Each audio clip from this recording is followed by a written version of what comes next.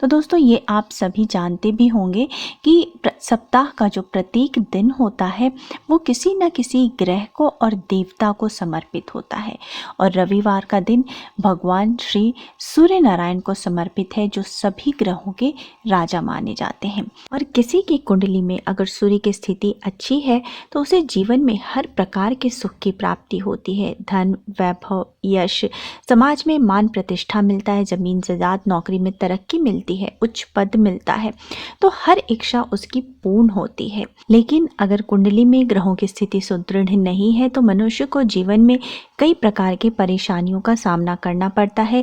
कितनी भी मेहनत कर लो उसका फल नहीं मिलता, पैसे का आगमन नहीं होता, नौकरी में तरक्की नहीं होती, व्यापार ठीक से नहीं चलता और अगर पैसा आता भी है तो वो फालतू की चीज़ों में खर्च हो जाता है, टिकता नहीं है और इसका कुछ कारण समझ नहीं आता, कोई रास्ता दिखाई नहीं देता। तो दोस्तों इसका उपाय क्या है? ज्योतिष शास्त्र के अनुसार अगर कुंडली में सूर्य की स्थिति मजबूत हो, भगवान सूर्य नारायण आपसे प्रसन्न हो तो घर धन धान्य से भरा रहता है, जीवन में सारी खुशियां आती हैं।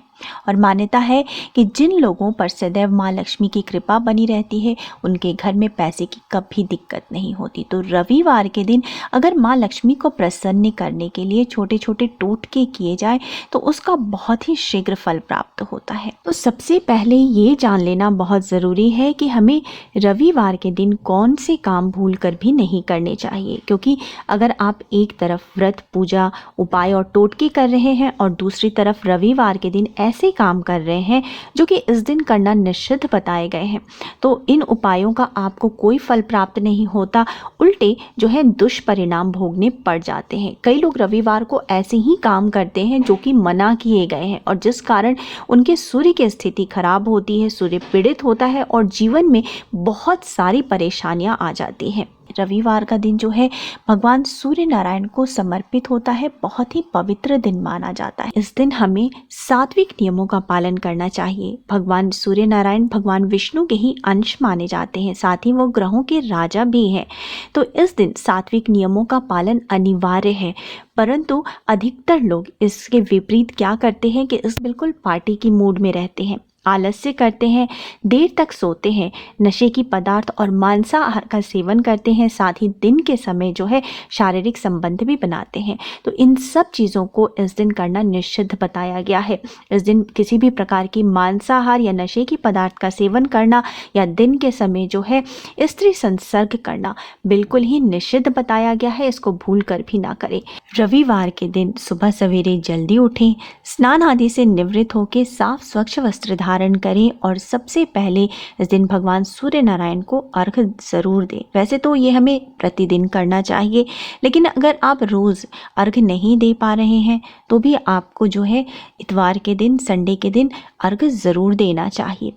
अर्घ्य देने की विधि मेरे चैनल पे उपलब्ध है, लिंक मैं फर्स्ट कमेंट में दे दूंगी, आप चाहें तो देख सकते हैं। साथ ही रविवार के दिन अगर हो सके तो नमक का त्याग करें, नमक का सेवन ना करें और अगर ऐसा नहीं संभव है किन्हीं कारणों से कि आप पूरी तरीके से नमक छोड़ दें तो आप शाम को सूर्यास्त के बाद जो है नमक का सेवन ना करें या फिर हो सके तो अधिक से अधिक सेंधा नमक का आप इस दिन सेवन करें।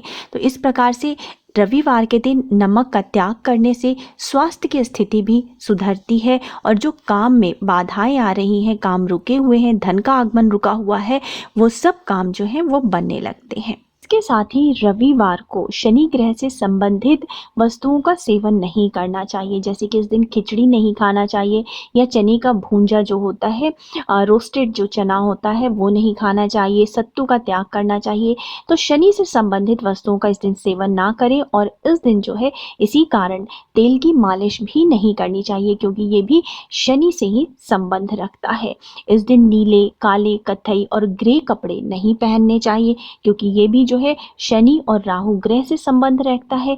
राहु की वजह से सूर्य को ग्रहण लग जाता है और शनि जो है उनके पुत्र हैं, लेकिन दोनों में कभी भी आपस में बनी नहीं। इस कारण इस दिन इन सब कार्यों को करने से बचना चाहिए।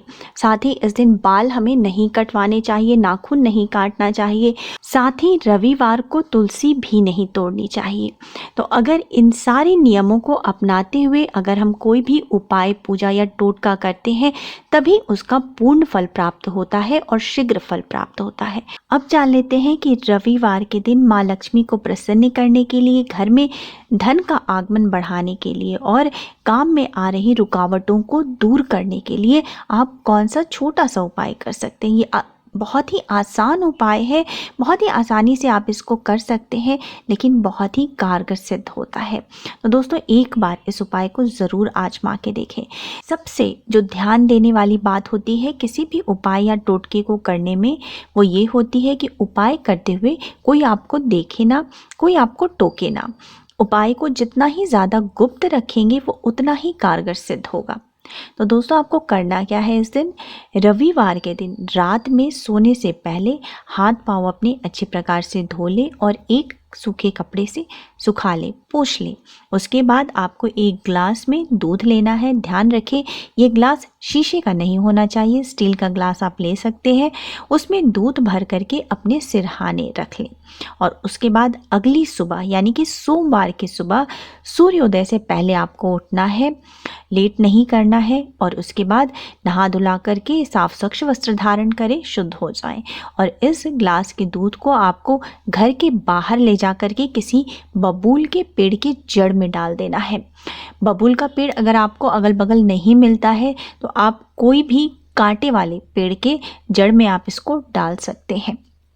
इस उपाय को आपको कम से कम 11 रविवार नियमित रूप से बिना बीच में एक भी दिन छोड़े आपको इसको दोहराना है। और दोस्तों, इस बात का यकीन मानिए कि 11 रविवार पूर्ण होते होते आप पाएंगे कि आपकी जो भी समस्या थी वो समाप्त होने लगी है, आपकी परिस्थिति बिल्कुल से बदलने लगेगी।